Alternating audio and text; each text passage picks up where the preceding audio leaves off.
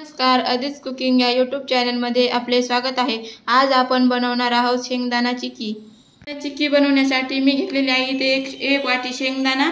ते आता आपण खरपूस असे भाजून घेऊयात। शेंगदाण्याची साल निघेपर्यंत आपल्याला छान हे शेंगदाणे भाजून घ्यायचे आहेत।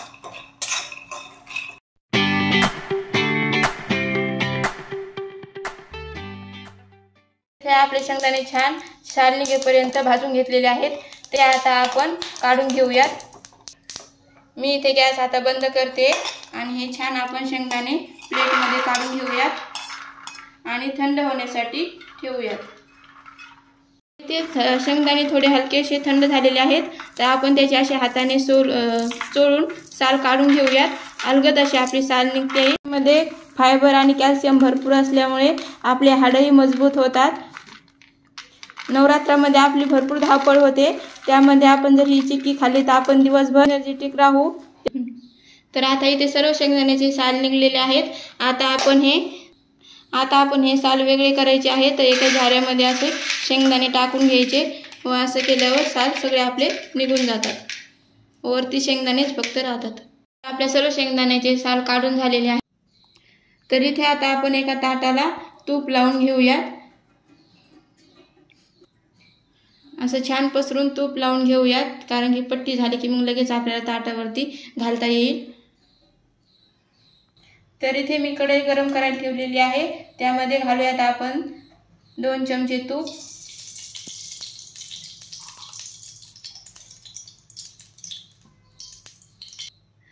तूप छान गरम झालं की त्यामध्ये घालूयात आपण गूळ। जेवढे शेंगदाणे घेतले होते तेवढाच गूळ आपल्याला घ्यायचा आहे। गूळ आपल्याला छान मंद आचेवरती विरघळून घ्यायचा आहे। गूळ छान विरघळला आहे इथे। आता गूळ विरघळल्याच्या नंतर आपण थोडा गुळाला शिजवून घेऊया। छान मंद आचेवरतीच आपल्याला गूळ शिजवून घ्यायचा आहे।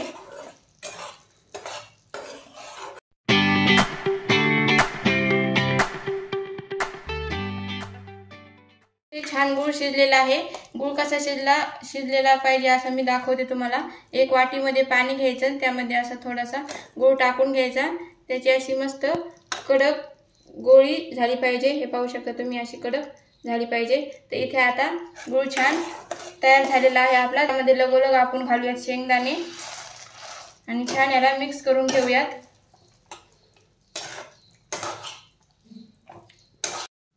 2-3 मिनिटे छान याला आपल्याला असं मिक्स करून घ्यायचं आहे। मंद आचेवरतीच आपल्याला ही स्टेप करायची आहे।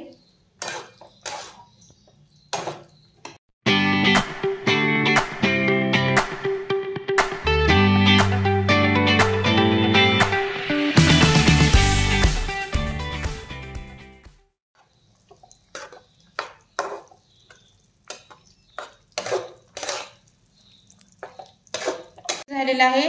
आता आपण गॅस बंद करूया आणि लगेच असंच गरम गरम आपल्याला या ताटावरती हे पसरून घ्यायचं आहे। छान असं पसरून घेतल्यानंतर त्याच्या आपण गरम असतानाच त्याच्या आपण अशा वड्या पाडून घेऊयात। तुम्हाला जशा आकाराच्या हव्या आहेत वड्या, तशा आकाराच्या तुम्ही अशा पाडून घेऊ शकता।